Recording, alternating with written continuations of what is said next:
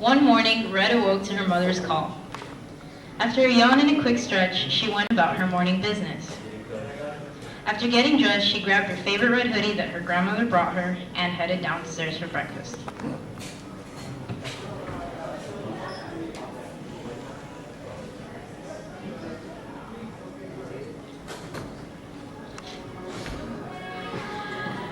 Once downstairs, she sat and her mother turned to her.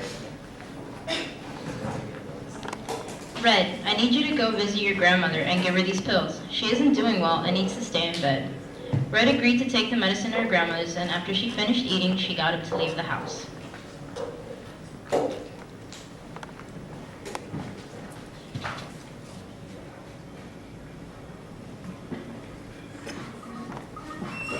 After walking along the street, Red soon realized that she had forgotten how to get to her grandmother's house. She decided to stop and ask for directions from a man further up the street.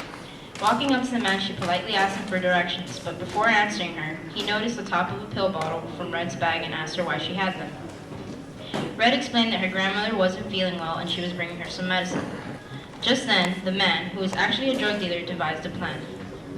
He gave Red the long route to her grandmother's house, and as she walked away, he quickly began to make his way to Red's grandmother's house the fastest way he knew how. When he arrived at the house, he looked in through the window to make sure it was clear before going in.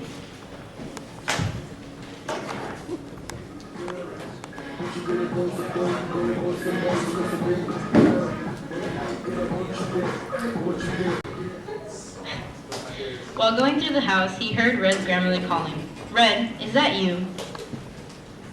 He heard her footsteps coming down the hall, and when she came into view, he grabbed her and easily dragged her into her room.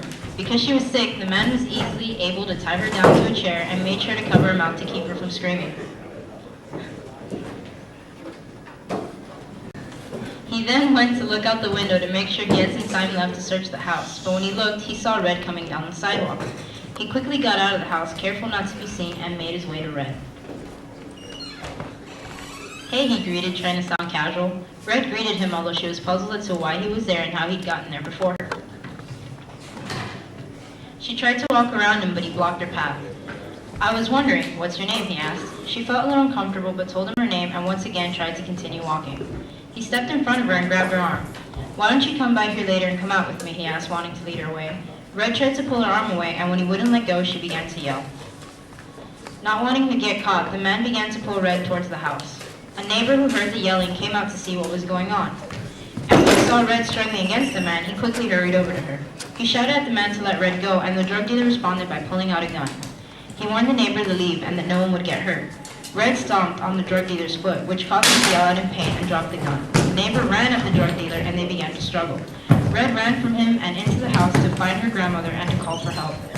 As the struggle continued outside, Red untied her grandmother and made sure she was okay,